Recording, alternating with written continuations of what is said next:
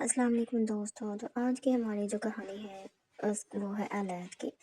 तो हम अपनी कहानी का आगाज़ करते हैं।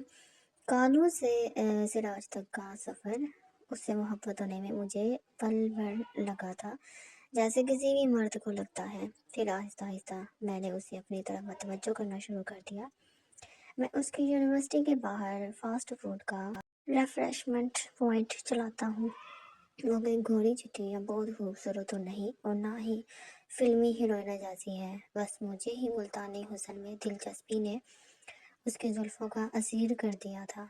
लंबा कद और कद के बराबर शानों पर बड़े बाल, हाथों की कलाइयाँ ऐसे कि मेरे दोनों हाथों में एक नाक थी, उभरी हांसी की हड्डी, लंबी नाक और गंदमी रंगत।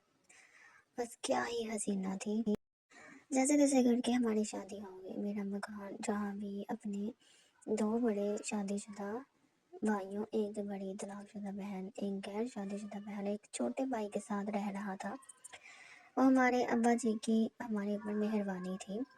जिंदगी के माह साल गुजरने खूबसूरती से गुजरने लगे थे। इस दौरान अल्लाह ने हमें औलाद की नेमत से नवाज दिया। हमने अपने बेटे का नाम सिराज रखा था, मगर मेरी तरह गहरी रंगत की वजह से सिराज को उसकी फूफियाँ, चचियाँ, कज़न सब कालू के नाम से पुकारने लगी थी। वक्त गुजरता गया। अब कालू 5 साल का हो चुका था कि अचानक एक रात शबाना ने मुझसे तलाक देने का मुतालबा कर दिया। हमारे दरमियान गुजरे सालों कभी ऐसा कोई बड़ा झगड़ा भी नहीं हुआ था कि दिलों में कुदूरतें बाकी होती। खैर, बात बड़ी तो मैंने महबूबा के इश्क में उसे उसके कहे मुताबिक तलाक भी दे दी। वो जाते हुए कालू को भी मेरे ही पास छोड़ गई थी।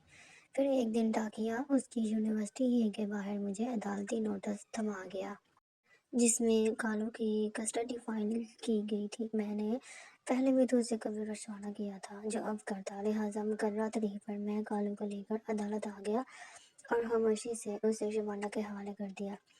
कागजी कार्रवाई मुकम्मल करके जब मैं अदालत से निकल रहा था तो इसने मेरे कंधे पर वैसे ही मोहब्बत से हाथ रखा जैसे हर सुबह हर शाम रखा करती थी। उसकी आंखों में आंसू थे, जिन्हें साफ करते हुए वो कहने लगी, मुझे तुमसे वैसी ही मोहब्बत है जैसे कई साल पहले थी, मगर अपने घर की औरतों को बता देना कि हमारे बेटे का नाम सिराज है, कालू नहीं। उम्मीद करती हूँ आपको आज की स्टोरी अच्छी लगी होगी।